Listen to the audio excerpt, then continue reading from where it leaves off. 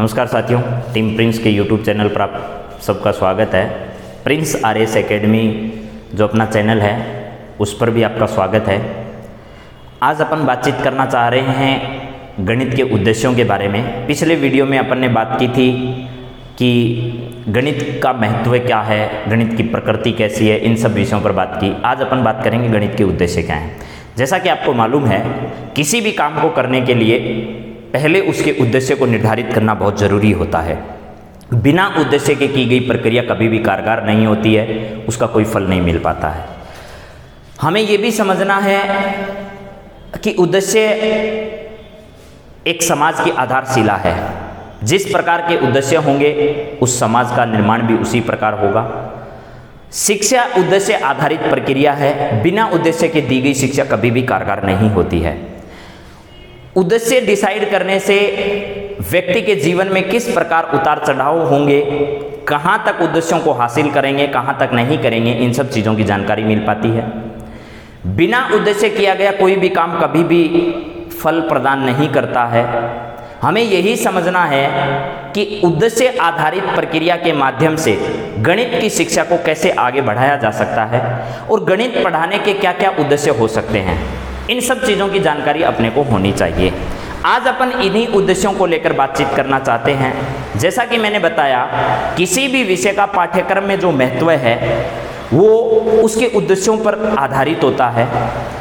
जितने अच्छे उद्देश्य होंगे उसका पाठ्यक्रम में उतना ही ज़्यादा महत्व होगा। और उद्देश्य आधारित प्रक्रिया के माध्यम से जितने अच्छे ढंग से अपन उद्देश्यों को डिसाइड कर पाएंगे, लगातार उसी प्रकार की प्रगति उस पाठ्यक्रम में होती रहेगी। तो अपने को आज बात करनी है गणित के उद्देश्य क्या हैं। जिस प्रकार सभी विषयों को पढ़ाने के पाठ्यक्रम में शामिल करने के कुछ न कुछ उद्देश्य होते हैं, ठीक उसी प्रकार गणित को पाठ्यक्रम में शामिल करने के भी कुछ उद्देश्य हैं। उन उद्देश्यों के बारे में अपने को आज जानकारी लेनी है। तो सबसे पहले मैं यहाँ हेडिंग डाल देता हूँ, गणित के उद्देश्य। गणित के उद्देश्य। अपने को यह जानना है कि सबसे पहले एक वर्ड लिखा है मैंने, उद्देश्य। उद्देश्य क्या है? उद्देश्य दो वर्डों से मिलकर बना है। उद्देश्य का अगर आपने कभी संधि विच्छेद पढ़ा है तो आपको मालूम होगा, उद या उद प्लस दिस प्लस ये, यहाँ मैं उत लिख देता हूँ, ठीक है। उत या उत, इसका मतलब है उपसर्ग है। ये आपकी धातु है और ये आपका प्रत्यय है। अब आपको जानना चाहिए कि उत का मतलब होता है ऊपर की ओर। क्या है? ऊपर की ओर, ऊपर की ओर। दिश का मतलब होता है दिशा, दिशा यानी उच्च दिशा प्रदान करने वाले जो होते हैं, उच्च दिशा प्रदान करने वाले, या अपन ऐसे भी कह सकते हैं उच्च दिशा की ओर, उच्च दिशा की ओर संकेत करने वाले, उच्च दिशा की ओर संकेत करने वाले। तो सुनिए जरा, यानी जो व्यक्ति को उच्च दिशा प्रदान करते हैं, जिस स्तर से आज बालक है उस स्तर से ऊपर उठाना गणित का उद्देश्य है मुख्यतः। उसके चारित्रिक, उसके नैतिक, उसके सामाजिक, उसके सांस्कृतिक, उसके आर्थिक, उसके व्यवसायिक सभी प्रकार के गुणों का निर्माण करना गणित का एक एम है, एक लक्ष्य है। इसी पर अपने को बातचीत करनी है। लेकिन उससे पहले आपको ये समझ लेना चाहिए कि उद्देश्य जो वर्ड है वो उत प्लस दिस प्लस ये से बना है, जिसमें उत आपका उपसर्ग है, दिस धातु है, ये आपका प्रत्यय है। जिसमें उत का मतलब है ऊपर की ओर, दिस का मतलब है दिशा, यानी उच्च दिशा प्रदान करने वाले या उच्च दिशा की ओर संकेत करने वाले जो होते हैं वो क्या कहलाते हैं? उद्देश्य कहलाते हैं। उद्देश्य के बारे में अनेक प्रकार के वैज्ञानिकों ने अपनी राय प्रकट की है। सबसे पहले देखिए डटर ने क्या लिखा है। डटर ने बहुत अच्छी परिभाषा उद्देश्यों के बारे में दी है। डटन का ये कहना है कि भाई गणित का उद्देश्य ज्ञान प्रदान करना नहीं है बल्कि शक्ति प्रदान करना है। गणित का उद्देश्य क्या है? ज्ञान प्रदान करना नहीं, शक्ति प्रदान करना है। डटन ने यह बात कही है कि गणित का उद्देश्य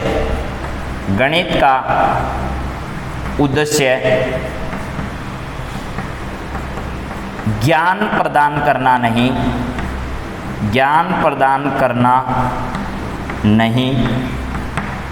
बल्कि शक्ति प्रदान करना है। शक्ति प्रदान करना है। क्या है? गणित का उद्देश्य ज्ञान प्रदान करना नहीं बल्कि शक्ति प्रदान करना है। अब गणित शक्ति कैसे प्रदान करता है भाई? ज्ञान भी प्राप्त करता है लेकिन शक्ति कैसे प्रदान करता है? ध्यान रखिएगा, ज्ञान दो प्रकार का होता है। एक विकसित करने वाला ज्ञान होता है और एक विनाश करने वाला ज्ञान होता है। तो आपको विनाश करने वाला ज्ञान नहीं चाहिए, आपको विकास करने वाला ज्ञान चाहिए। आपको विकसित होना है, आपको विनाशकारी नहीं बनना है। आज देखते हो दुनिया में विनाश करने वाले बहुत हैं, उनके पास ज्ञान की कोई कमी नहीं है। आतंकवादी बड़े से बड़े इंजीनियर हैं लेकिन वो ज्ञान उनका अच्छा नहीं है। गणित का ऐसा उद्देश्य नहीं है। गणित का उद्देश्य क्या है? ज्ञान तो प्रदान करना है लेकिन उसके साथ साथ आपको शक्ति प्रदान करना है। शक्ति भी किस प्रकार की शक्ति? जो आपको किस की ओर ले जाए? विकास की ओर ले जाए, विनाश की ओर न ले जाए। इस प्रकार आप समझ रहे होंगे आपके जीवन में आने वाली सभी कठिनाइयों को दूर करना किसका उद्देश्य है? गणित का उद्देश्य है। आपको अच्छे से अच्छे मार्ग दिखाना किसका उद्देश्य है? गणित का उद्देश्य है। आपको एक आजीविका के लिए तैयार करना, आपके आर्थिक संबल को प्रदान करना, ये सब किसके उद्देश्य हैं? गणित के उद्देश्य हैं। शायद ये बात आपको समझ में आ गई होगी। अब देखिए अगला जो कथन है वो है बीडी भाटिया का। बीडी भाटिया ने बहुत अच्छा कथन दिया है। बीडी भाटिया ने क्या कहा है गणित के बारे में, जरा सुनिए। बीडी भाटिया ने यह कहा है कि उद्देश्य के बिना समाज में, उद्देश्य के, मैं पहले बोल देता हूं, उद्देश्य के बिना समाज में शिक्षक, याद रखिएगा आप लोग कि उद्देश्य विहीन या उद्देश्य के बिना समाज में शिक्षक किसके समान होता है? एक नाविक के समान होता है जो कभी भी अपने उद्देश्य को प्राप्त नहीं करता है। और विद्यार्थी उस नौका विहीन, पतवार विहीन नौका के समान होता है जो कभी भी कहीं भी जाकर समुद्र में लग सकती है। दोबारा सुन लीजिए, बीडी भाटिया ने कहा है कि उद्देश्य के बिना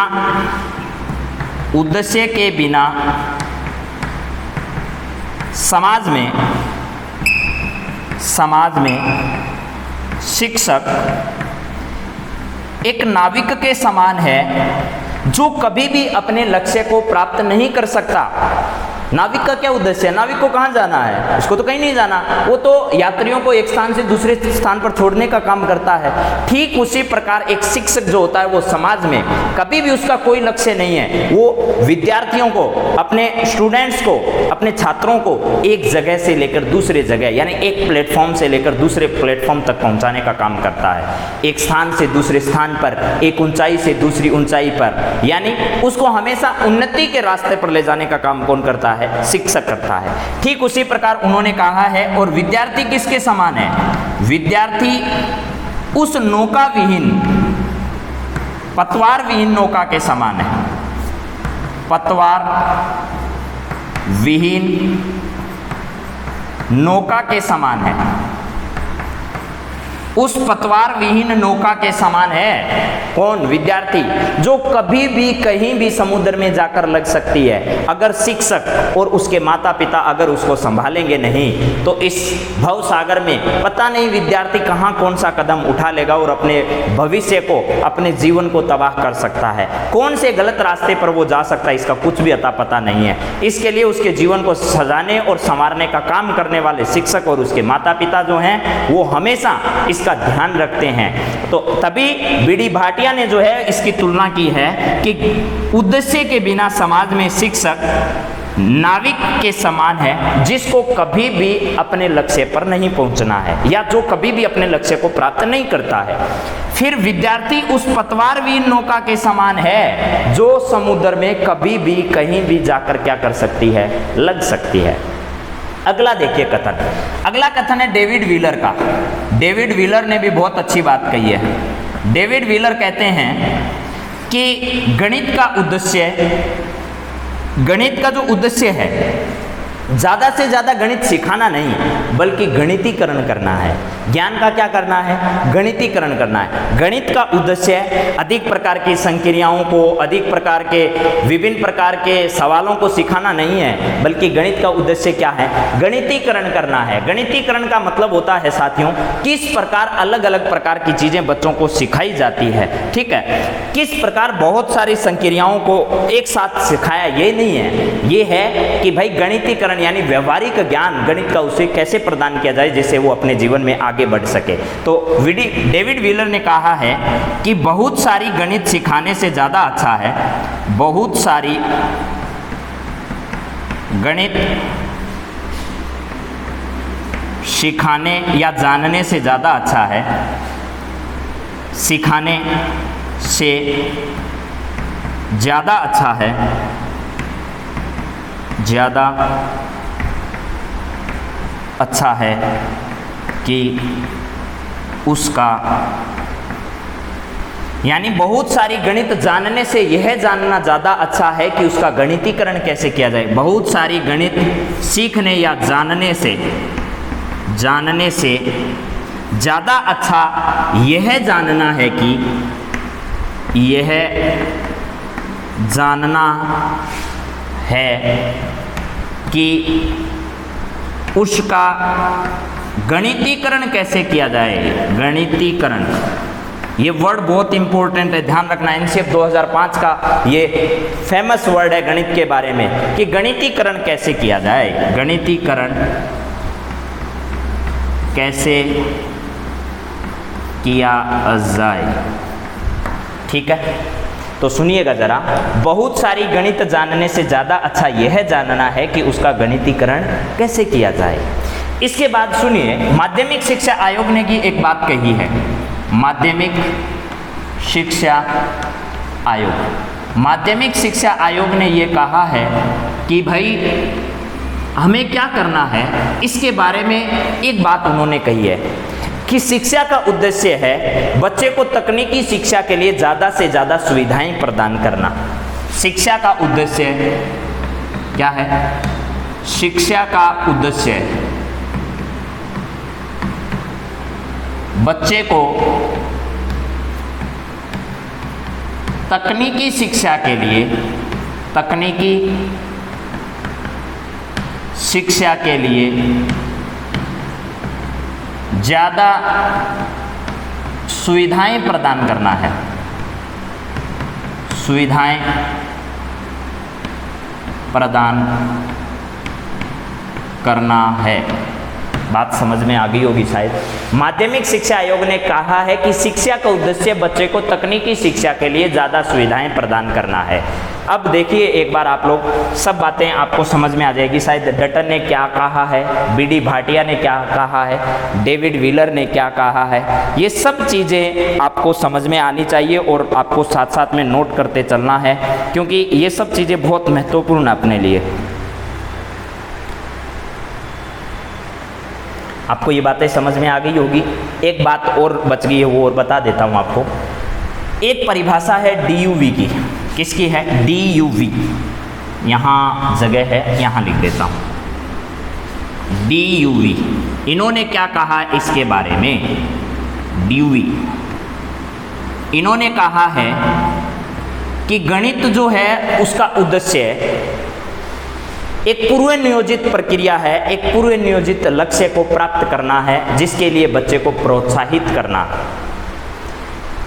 शिक्षा या गणितीकरण का उद्देश्य पूर्व नियोजित प्रक्रिया या पूर्व नियोजित लक्ष्य को प्राप्त करना और उसके लिए उस बच्चे को क्या करना है?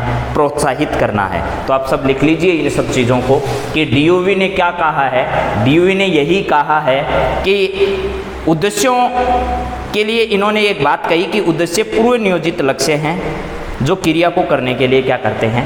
प्रेरित करते हैं। उद्देश्य पूर्व नियोजित लक्ष्य हैं। दोबारा सुन लो, उद्देश्य पूर्व नियोजित, उद्देश्य पूर्व नियोजित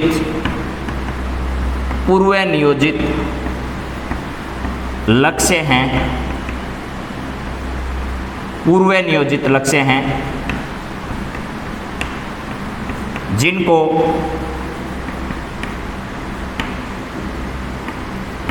प्राप्त करने के लिए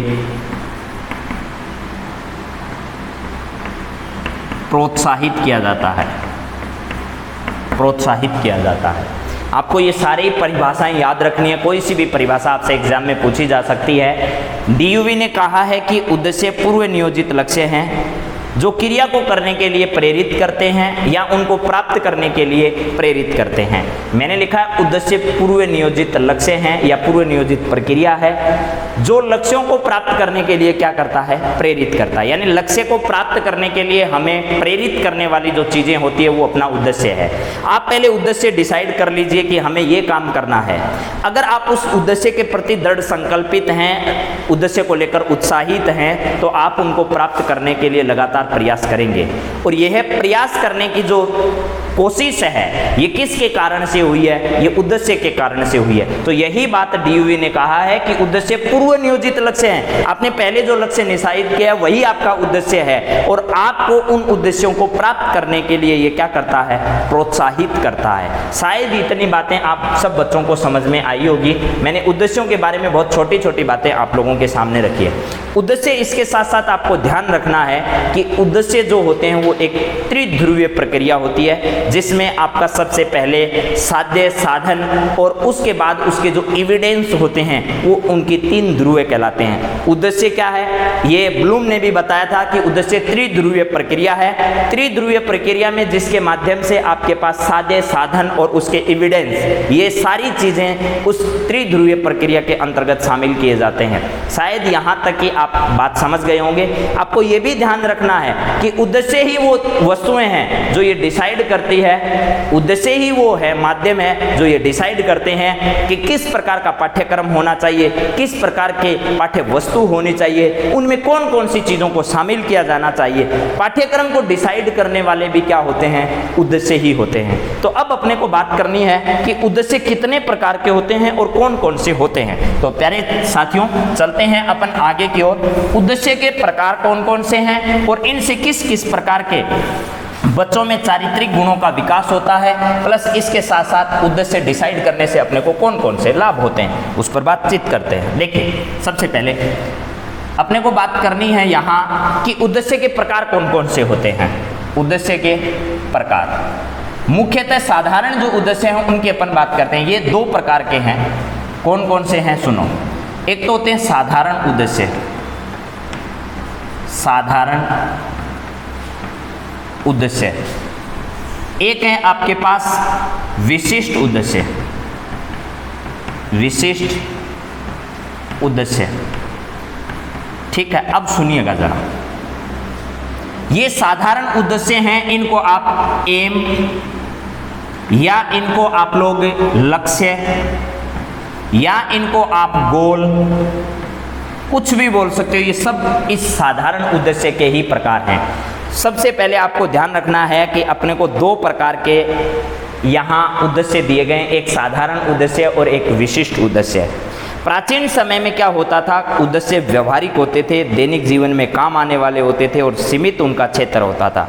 लेकिन वर्तमान में उद्देश्यों का जो क्षेत्र है वो सीमित नहीं है और विभिन्न मूल्यों को प्राप्ति की गणित शिक्षण का उद्देश्य है। यानी विभिन्न प्रकार के मूल्यों को प्राप्त करना ही गणित का क्या है, मूलभूत उद्देश्य है।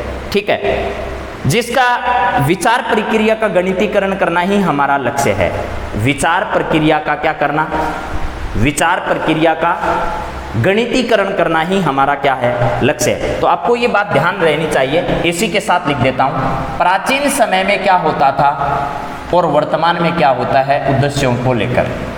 प्राचीन समय में उद्देश्य जो होते थे वो सीमित होते थे। उद्देश्य क्या होते थे, सीमित भी होते थे। इसके साथ साथ उनका जो क्षेत्र था वो छोटा था, इसी वजह से वो सीमित कहलाते थे। लेकिन वर्तमान में समय में क्या है, वर्तमान में जो समय है उसमें ये असीमित है उद्देश्य।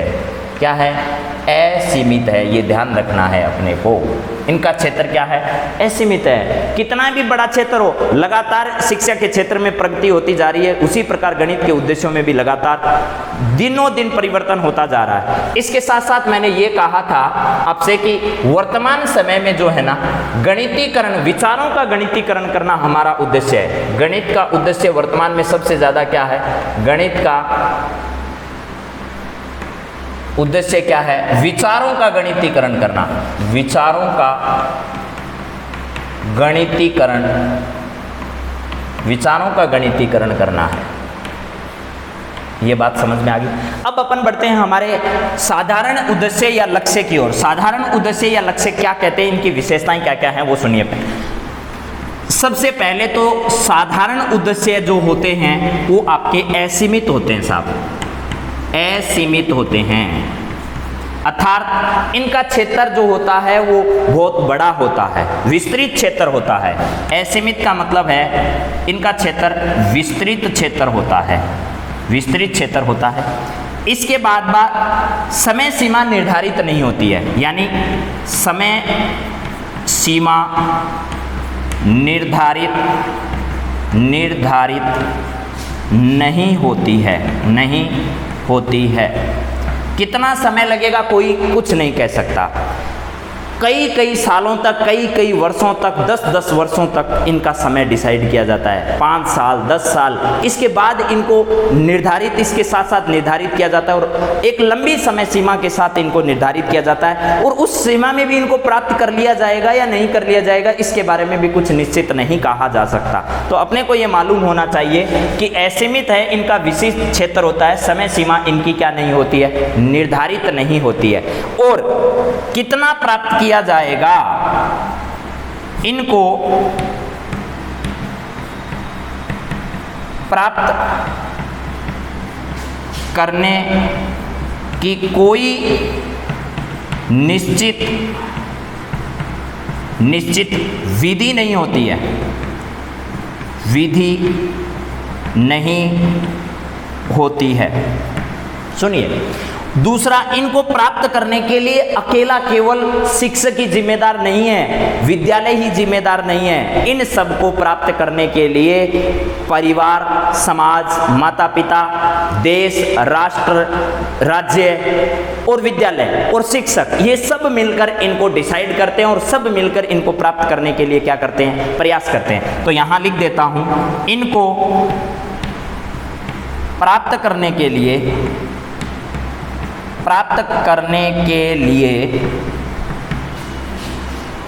माता पिता, जिसमें मैं लिख देता हूं परिवार, समाज, राज्य,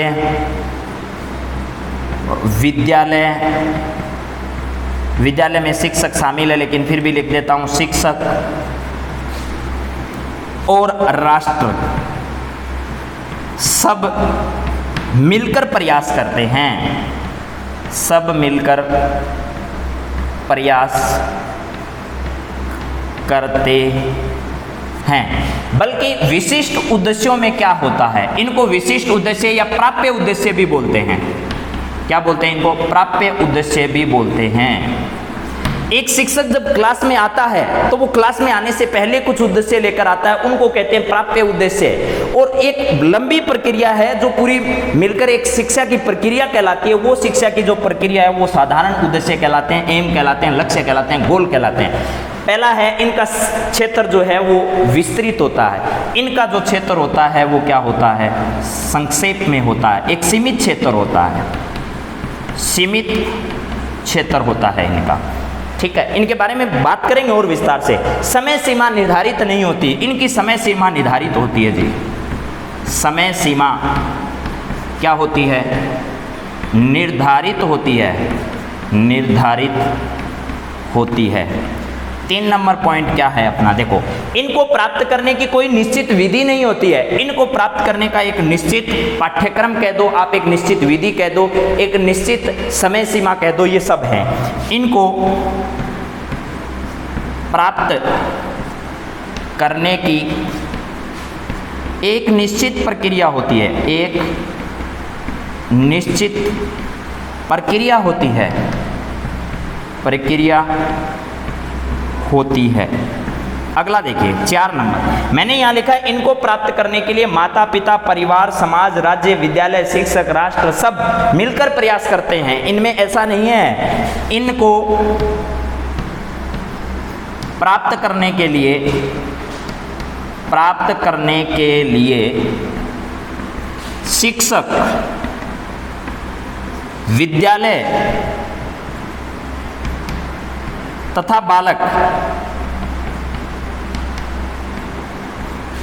मिलकर प्रयास करते हैं, और ज़्यादा से ज़्यादा अगर हो तो बालक के जो माता पिता हैं वो भी इसमें कुछ सहयोग कर सकते हैं, मगर वो ज़्यादा सहयोग नहीं कर पाते हैं। इसमें बालक मिलकर प्रयास करते हैं। शायद यहाँ तक की बात सब लोगों को समझ में आ गई। दोबारा बताता हूँ, देखो 2 प्रकार के अपने उद्देश्य हैं। एक होते हैं साधारण उद्देश्य जिनको एम गोल अपन कहते हैं, दूसरे होते हैं विशिष्ट उद्देश्य। विशिष्ट उद्देश्य वो होते हैं, मान लो आज मैं किसी क्लास को पढ़ाने गया और पढ़ाने से पहले मैंने ये डिसाइड किया कि आज मुझे इस क्लास में ये चैप्टर पढ़ाना है और बच्चों को इस विषय के बारे में बताना है और इस विषय के सारे कंसेप्ट बच्चों के क्लियर करने हैं। तो जिस उद्देश्य को लेकर मैं क्लास में गया हूँ वो मेरे विशिष्ट उद्देश्य कहलाएंगे, प्राप्य उद्देश्य कहलाएंगे। मुझे ये लगा कि इस विषय के बारे में आज के बाद बच्चों के दिमाग में कोई डाउट नहीं रहना चाहिए, ये कंसेप्ट बच्चों का क्लियर होना चाहिए। इस विषय को सीखने के बाद बच्चों के विचारों में इस प्रकार का परिवर्तन होना चाहिए, इस प्रकार के चारित्रिक गुणों का विकास होना चाहिए, इस प्रकार के नैतिक गुणों का विकास होना चाहिए। जो चीजें मैं सोच कर गया हूं एक छोटे समय सीमा के अंदर, यानी 30 मिनट की क्लास में मैं जो चाहता हूं प्राप्त करना, वो मेरा क्या है, विशिष्ट उद्देश्य है, प्राप्य उद्देश्य है।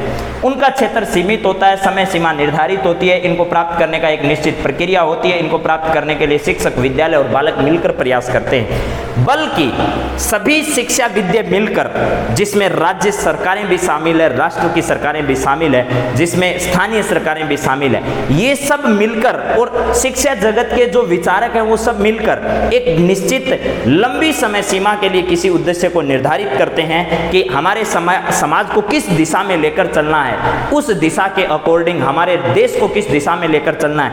इसको लेकर शिक्षा विद्या अपनी जो दिमाग लगाते हैं और उसके आधार पर जो गाइडलाइन तैयार करते हैं, जो पाठ्यक्रम तैयार करते हैं, जो शिक्षा नीति तैयार करते हैं एक लंबी समय सीमा के लिए, वो जो उसमें डिसाइड करते हैं उद्देश्य, वो उद्देश्य आपके क्या कहलाते हैं, साधारण उद्देश्य कहलाते हैं। अब उसमें लिखा हुआ आता है, मान लो मैंने एक क्लास में गया, उससे पहले डिसाइड किया कि आज बच्चों को क्षेत्रफल के बारे में जानकारी देना है, क्षेत्रफल की साधारण कंसेप्ट को समझाना है। तो आज की क्लास के लिए जो मेरा उद्देश्य था वो था विशिष्ट उद्देश्य। लेकिन अगर शिक्षा विद्या शिक्षा नीति तैयार करते हैं तो उसमें गणितीकरण कैसे किया जाए, एनसीएफ 2005 में लिखा कि बच्चों में गणित का ज्ञान ज्यादा प्राप्त हो या ना, वो जरूरी नहीं, लेकिन जितना ज्ञान प्राप्त होता है गणित का, उसका गणितीकरण होना चाहिए, उसका व्यवहारीकरण होना चाहिए। वो जो उनका उद्देश्य होता है वो कहलाता है साधारण उद्देश्य। शायद इतनी बात आप सब लोगों को, साथियों को समझ में आ गई होगी। आप इन सब चीजों को नोट करते चलिएगा साथ साथ, ठीक है।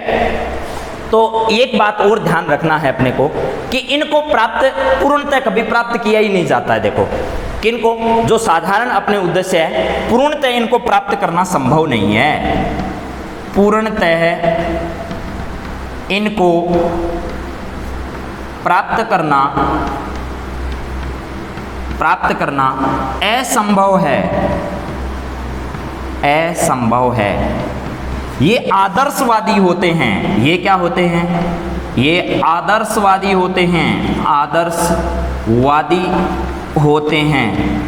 और कुछ तो काल्पनिक भी होते हैं। अपने दिमाग में आ गया कि यार आज तो ऐसा होना चाहिए, हमारा समाज इतना सुंदर होना चाहिए। मान लो एपीजे अब्दुल कलाम ने सोचा था कभी कि 2020 का भारत कैसा होना चाहिए, वो उनके उद्देश्य थे। और उन उद्देश्यों को लेकर अगर तैयार किया जाता है तो वो कौन से उद्देश्य कहलाएंगे, साधारण उद्देश्य। मगर एपीजे अब्दुल कलाम ने ये सोचा नहीं था कि 2020 में कोरोना आ जाएगा, इस वजह से वैसा भारत नहीं बन पा रहा है। तो वो उद्देश्य जो है वो क्या है, आदर्शवादी थे एपीजे अब्दुल कलाम के। और वो क्या थे, आदर्शवादी होने के साथ साथ इनको पूर्णतः प्राप्त नहीं किया जा सकता। क्या एपीजे अब्दुल कलाम ने जो सपना देखा था 2020 में पूरा भारत वैसा बन गया? क्या महात्मा गांधी ने जो सपना देखा था वो पूरा भारत वैसा बन गया? नहीं हो पाया ना। उनके वो उद्देश्य थे, लेकिन वो उद्देश्य किस प्रकार के थे? वो साधारण उद्देश्य थे, वो उनके एम थे, वो उनके गोल थे। उनको प्राप्त किया भी जा सकता है और प्राप्त नहीं भी किया जा सकता है, मगर एक छोटे उद्देश्य को लेकर अपन चलते हैं तो इनके बारे में मैं कह सकता हूं कि इनको प्राप्त किया जा सकता है, इनको पूर्णतः प्राप्त किया जा सकता है, इनको पूर्णतः प्राप्त किया जा सकता है। 6 नंबर क्या है? ये यथार्थवादी होते हैं, आदर्शवादी नहीं होते। ये क्या होते हैं? ये यथार्थवादी होते हैं,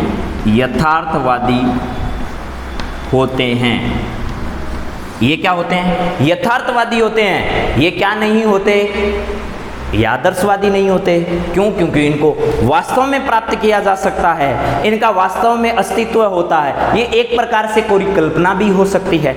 आज मैंने सोचा कि हमारे देश का प्रत्येक बच्चा पढ़ा लिखा होना चाहिए, प्रत्येक बच्चे के पास बहुत अच्छी डिग्री होनी चाहिए, बहुत अच्छी नौकरी होनी चाहिए, लेकिन ये सब शिक्षा से ही आते हैं। इन सब का निर्धारण शिक्षा के उद्देश्यों में किया जाता है। हर बच्चा इस देश का है वो अच्छे से गणित को पढ़ सके, अच्छे से गणित को समझ सके, लेकिन ऐसा संभव नहीं है ना। सारे बच्चे गणित पढ़ेंगे तो बाकी सब्जेक्ट कौन पढ़ेगा? तो ये आदर्शवादी सोच है। आदर्शवादी सोच के साथ जो तैयार किए जाते हैं वो साधारण उद्देश्य होते हैं, और यथार्थवादी सोच के साथ जिनको तैयार किया जाता है वो क्या होते हैं? विशिष्ट उद्देश्य होते हैं। शायद ये बात आपको समझ में आ गई होगी।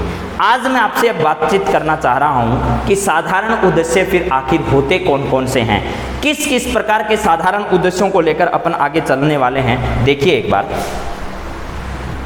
सामान्य उद्देश्य जो हैं इनके बारे में अपने को बातचीत करनी है, लेकिन इससे पहले 2 लाइनें और सुन लो।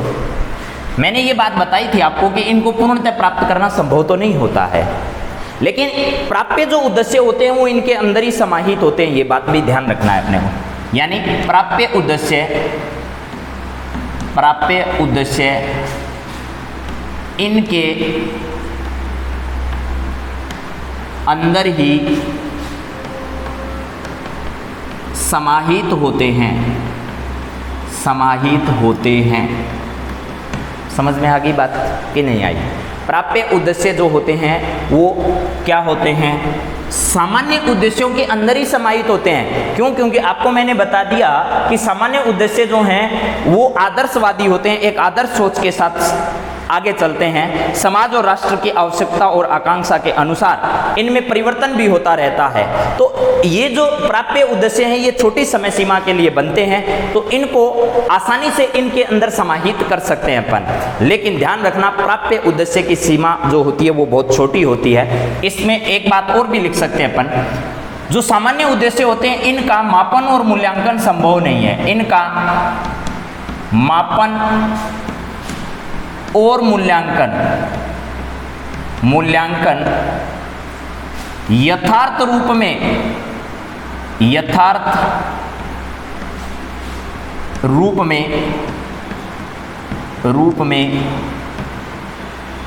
संभव नहीं है। ध्यान रखिएगा, मापन और मूल्यांकन यथार्थ रूप में संभव नहीं है इनका। कौन से का? सामान्य उद्देश्यों का। क्या मूल्यांकन करोगे? 10 साल लगेंगे, 20 साल लग जाएंगे। कहां तक प्राप्त किया कुछ जानकारी हो नहीं पाती है ज्यादा, लेकिन प्राप्य जो उद्देश्य हैं उनकी आप एक 30 मिनट की क्लास के बाद भी उनका मापन और मूल्यांकन कर सकते हो। गुणात्मक भी कर सकते हो और परिमाणात्मक भी कर सकते हो। उनका परिमाण भी निकाल सकते हो और उनके गुणात्मक भी आप विश्लेषण कर सकते हो। लेकिन ये एक बहुत लंबी समय सीमा तक चलते हैं, इनका ढंग से मापन और मूल्यांकन सही नहीं होता है। इसके बाद एक बात और ध्यान रखनी है अपने को, समाज और राष्ट्र की आवश्यकता के अनुसार, समाज और राष्ट्र की आवश्यकता के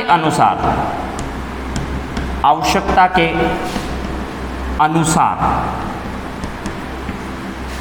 इनमें परिवर्तन किया जा सकता है। परिवर्तन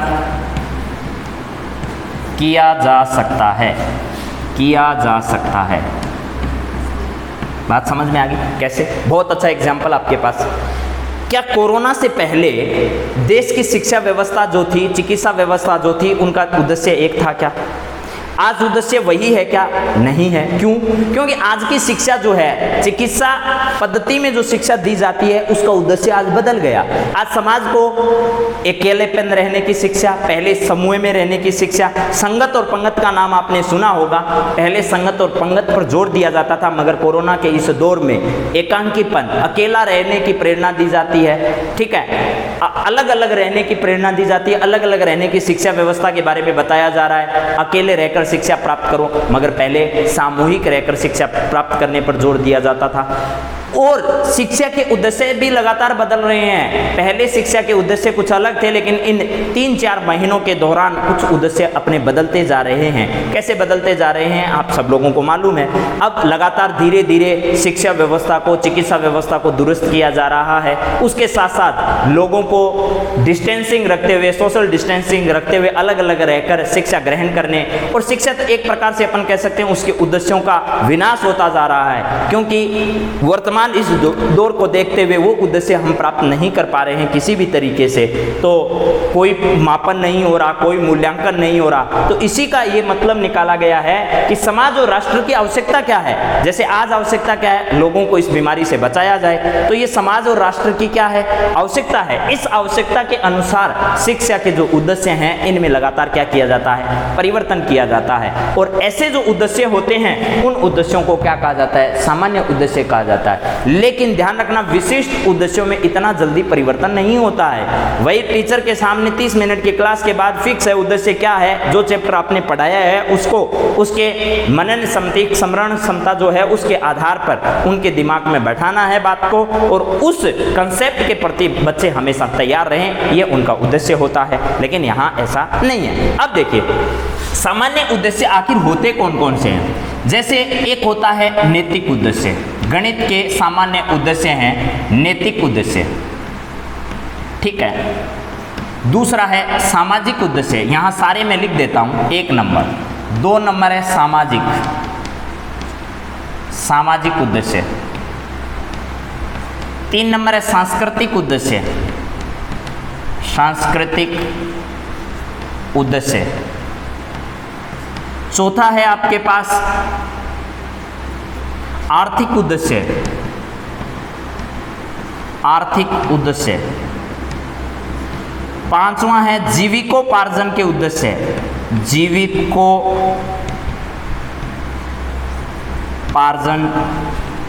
के लिए तैयार करने वाले उद्देश्य। ठीक है। 6 नंबर है सौंदर्यात्मक उद्देश्य,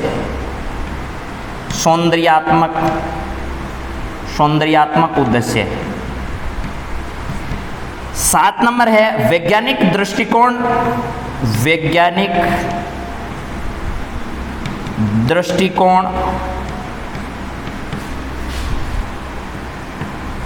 पैदा करने वाले उद्देश्य।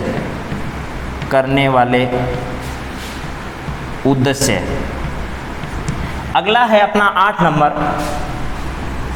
8 नंबर प्रयोगात्मक उद्देश्य, प्रयोगात्मक उद्देश्य। 9 नंबर है व्यवहारिक उद्देश्य, व्यवहारिक उद्देश्य। 10 नंबर है अंतर्राष्ट्रीय उद्देश्य, अंतर्राष्ट्रीय उद्देश्य। प्यारे साथियों, आपके सामने मैंने ये 10 उद्देश्य लिखे हैं। ये तो बहुत ही कम लिखे हैं, ये मानकर चलो। कितने भी उद्देश्य हो सकते हैं गणित के। पहला क्या है? नैतिक उद्देश्य है। आपको ये जानना चाहिए कि गणित को जानने के पीछे उसका नैतिक उद्देश्य क्या क्या हो सकता है। ठीक है। किस प्रकार उसके अनुशासन का, किस प्रकार उसके बौद्धिक विकास का, किस प्रकार उसके सांस्कृतिक विकास का, किस प्रकार उसके व्यवहारिक विकास का विकास होता है। इन सब बिंदुओं के बारे में अपने को जानना चाहिए। किस प्रकार उसका आनंद प्राप्ति का जो अनुशासनात्मक उद्देश्य है वो किस प्रकार पूरा होगा। तो देखिए, सबसे पहले अपने को बातचीत करनी है नैतिक उद्देश्यों के बारे में। गणित पढ़ाने का उद्देश्य नैतिकता का विकास करना बच्चे में है। बच्चा कैसे उठे, कैसे बैठे, कैसे अपने समाज के बड़े लोगों के साथ व्यवहार करे, उसकी स्मरण शक्ति जितनी ज़्यादा होगी, जितनी अच्छी होगी, उसके आधार पर ही उसके नैतिक गुणों का क्या होता है, विकास होता है। तो दिमाग की स्मरण शक्ति, उसकी मांसपेशियों का विकास ये अच्छे ढंग से हो, इसलिए बच्चे को क्या पढ़ाया जाता है, गणित पढ़ाया जाता है। और उसकी जितनी अच्छी ये सब विशेषताएं होगी, उसी प्रकार का वो अपने समाज में, अपने परिवार में नैतिक अनुशासन का पालन करेगा। ठीक है, तो आप लोगों को मालूम है, मैंने बहुत सारी परिभाषाएं बताई, उनमें गणित का उद्देश्य नैतिक अनुशासन का पालन करना भी होना चाहिए, सांस्कृतिक अनुशासन का पालन करना भी होना चाहिए। तो सुनिए, अगला उद्देश्य सामाजिक उद्देश्य है। ठीक है, संस्कृति और सभ्यता का आधार क्या है, गणित है। संस्कृति और सभ्यता का आधार क्या है, गणित है। और इसके साथ साथ आपको यह भी याद होगा भाई, ब्रह्मा ने या भगवान ने या देवताओं ने या सब ने इस गणित के अंदर पूरे ब्रह्मांड को लिख दिया है, ये जानकारी भी आपको मैंने बता दी है। संपूर्ण जगत को लिख दिया है। इसका मतलब हमारा समाज भी किसके अंदर आता है, जगत के अंदर आता है। लोगों से कैसे मिलना चाहिए, कैसे लोगों के साथ बैठना चाहिए, समाज में क्या क्या हो रहा है, किस प्रकार की अच्छाइयाँ हैं, किस प्रकार की बुराइयाँ हैं। समय के अनुसार वैज्ञानिक दृष्टिकोण जैसे जैसे आगे बढ़ा है, जो सामाजिक कुरीतियाँ, जो सामाजिक बुराइयाँ पहले प्राचीन समय में होती थी, वो बुराइयाँ और वो जो विकट परिस्थितियां समाज के सामने थी, उनको धीरे धीरे करके वैज्ञानिक दृष्टिकोण रखने वाले बच्चों ने, वैज्ञानिक दृष्टिकोण रखने वाले लोगों ने उन सबको दूर किया है।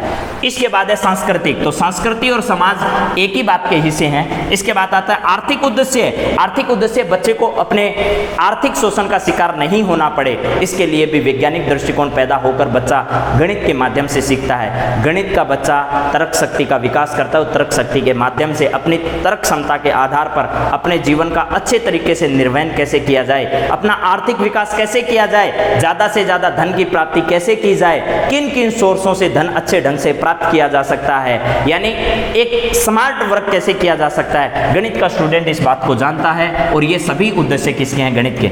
जीविकोपार्जन के लिए तैयार करना, आर्थिक में ही आ गया। जीविकोपार्जन कितने अच्छे ढंग से कर पाते हैं, कितने अच्छे से लोग अपने जीवन को सुधार पाते हैं। वैज्ञानिक दृष्टिकोण रखने वाला गणित का विद्यार्थी अपने जीविकोपार्जन के लिए कभी तड़पता नहीं है, बहुत अच्छे से वो अपनी जीविकोपार्जन कर सकता है। अगला उद्देश्य अपने को समझना है सौंदर्यात्मक उद्देश्य, यानी गणित का विद्यार्थी हो, साइंस का विद्यार्थी हो, वो एक डायनेमिक पर्सनालिटी रखता है। वो अपने जीवन को किस प्रकार सुंदरता से लोगों के सामने रिप्रेजेंट करना है। तभी मैंने आपको पहली क्लास में बताया था, हर विद्यार्थी जो होता है गणित और विज्ञान के, साइंस के जितने भी टीचर्स होते हैं उनके प्रति एक अलग सा आकर्षण बच्चा रखता है। और विशेष तरीके से देखा जाए तो गणित के टीचर के प्रति बच्चे का माध्यमिक स्तर तक तो बहुत ज्यादा आकर्षण होता है, उसके बाद भी गणित के टीचर के प्रति बच्चों का लगाव बहुत ज्यादा होता है, क्योंकि वो अपने विषय का बखान बच्चों के सामने इतने अच्छे ढंग से करता है, वो बच्चों की रुचि पैदा करता है। गणित के माध्यम से ही बच्चा फिजिक्स, केमिस्ट्री, अन्य विषय सीखता है। इसका मतलब बच्चों को टीचर ये समझाने में सफल हो पाता है कि इन सभी विषयों का जो मूल आधार है वो क्या है, गणित है। इसी वजह से बच्चे उनके प्रति विशेष प्रकार का क्या रखते हैं, आकर्षण रखते हैं। अगला देखिए, वैज्ञानिक दृष्टिकोण पैदा करना। जैसे आप लोगों को मालूम होगा, हमारे जितने भी गगनयान मिशन अभी वर्तमान में आप लोगों को ध्यान होगा चल रहा है, चंद्र मिशन है, इसके बाद सौर मिशन भी हमारा कारगर होने वाला है कुछ ही समय बाद। इन सभी विषयों के पीछे जो वैज्ञानिक दृष्टिकोण पैदा करने वाले लोग हैं वो किसके उद्देश्य हैं, वो गणित के उद्देश्य हैं। गणित के माध्यम से ही लोग फिजिक्स, केमिस्ट्री के क्षेत्र में आगे चलते हैं और उन सब का मूल आधार क्या है, गणित है। इसके बाद अपने पास है प्रयोगात्मक उद्देश्य। प्रयोगात्मक उद्देश्य का मतलब है अलग अलग प्रकार की सोच के नए नए मॉडल तैयार करना, नए नई चीजों को तैयार करना। ये सब किसके माध्यम से सीख पाता है बच्चा, गणित के माध्यम से सीख पाता है। सही मात्रा में किस प्रकार किसी वस्तु को लिया जाए ताकि आगे आसानी से बढ़ा जा सकता है। फिर व्यवहारिक उद्देश्य, व्यवहार में अमूलचूल परिवर्तन करना, कौन सी चीजें ठीक है व्यवहार में, कौन सी चीजें ठीक नहीं है, किस व्यक्ति के साथ कैसा व्यवहार करना चाहिए, कहाँ कितना बोलना चाहिए, इन सब चीजों का व्यवहारिक ज्ञान किससे प्रदान करना है, गणित द्वारा द्वारा प्रदान करना, ये सब गणित का उद्देश्य है। अंतर्राष्ट्रीय उद्देश्य क्या है? आप कहीं भी चले जाइए दुनिया में, देश में, गणित के जो संकेत हैं वो कभी भी नहीं बदलते हैं, वो देश की सीमाओं से बंधे हुए नहीं है, वो सीमाओं से बाहर हैं। इसका मतलब ये कहा जा सकता है कि आप ये अच्छे ढंग से सुन सकते हो, गणित एक उड़ता हुआ वो पंछी है जो किसी देश की सीमाओं में बंधा हुआ नहीं है, वो किसी समुद्र की सीमाओं में बंधा हुआ नहीं है। वो पक्षी हमेशा अपनी स्वतंत्र उड़ान को जारी रखता है और किसी भी भाषा में बंधा हुआ नहीं है। सिर्फ अपनी स्वयं की सौंदर्यात्मक भाषा को छोड़कर वो पक्षी हमेशा इस स्वतंत्र आकाश में विचरण करने के लिए हमेशा अपनी आकाश में उड़ान को भरता है। इसके बाद देखिए, अंतर्राष्ट्रीय उद्देश्य के साथ साथ अंत में एक बात मैं आप लोगों को और बता देता हूं। इसके साथ साथ अपने को याद रखना है, अनुशासनात्मक उद्देश्य भी होते हैं। क्या होते हैं? अनुशासनात्मक उद्देश्य। अनुशासनात्मक उद्देश्य, अनुशासन का पालन किस प्रकार किया जाए। आप लोगों को मैंने बताया, प्लूटो ने मानसिक अनुशासन का नियम दिया था। व्यक्ति को किस प्रकार अपने मन को संतुलित रखना चाहिए, किस प्रकार गणित का विद्यार्थी अपने काम में इतना व्यस्त रहता है कि अन्य विषयों के बारे में उसे सोचने का अवसर ही प्राप्त नहीं हो पाता है। तो प्यारे साथियों, आज मैंने आपके साथ गणित के उद्देश्यों से रिलेटेड बात की। एक बात ध्यान रखना, गणित के उद्देश्य जो हैं वो त्रिध्रुवीय प्रक्रिया है। क्या है? एक त्रिध्रुवीय प्रक्रिया है जिसमें आप लोगों को ध्यान होना चाहिए, जिसमें साध्य, साधन और क्या होता है? एक होता है एविडेंस। क्या होता है? एविडेंस। ठीक है, इन सब चीज़ों को लेकर, साध्य, साधन और एविडेंस, इन सब चीज़ों को लेकर अपने ये उद्देश्य की जो यात्रा है वो धीरे धीरे आगे बढ़ती रहती है। इस पूरी प्रक्रिया को ब्लूम ने मूल्यांकन प्रणाली कहा है। ठीक है, लक्ष्य भी होना चाहिए, साधन भी होना चाहिए, आपके पास साक्ष्य भी होना चाहिए। ब्लूम ने इसे क्या कहा है? मूल्यांकन प्रणाली कहा है। ब्लूम ने इसे मूल्यांकन प्रणाली कहा है, जिसके बारे में अभी अपन को आगे बातचीत करनी है। मूल्यांकन प्रणाली कहा है, मूल्यांकन प्रणाली कहा है। ठीक है, यहाँ आपके पास लक्ष्य भी होना चाहिए। ठीक है, लक्ष्य के साथ साथ एविडेंस का मतलब साक्ष्य भी होना चाहिए, साध्य भी होना चाहिए और साधन भी होना चाहिए। समझ गए ना? साध्य और साधन, सारी चीज होनी चाहिए। इन सब चीज़ों को लेकर अपने को ये आज की क्लास समाप्त करनी है। आप सबको ये क्लास अच्छी लगी होगी तो वीडियो को शेयर और लाइक और सब्सक्राइब चैनल को करते रहिए। जय हिंद, जय भारत।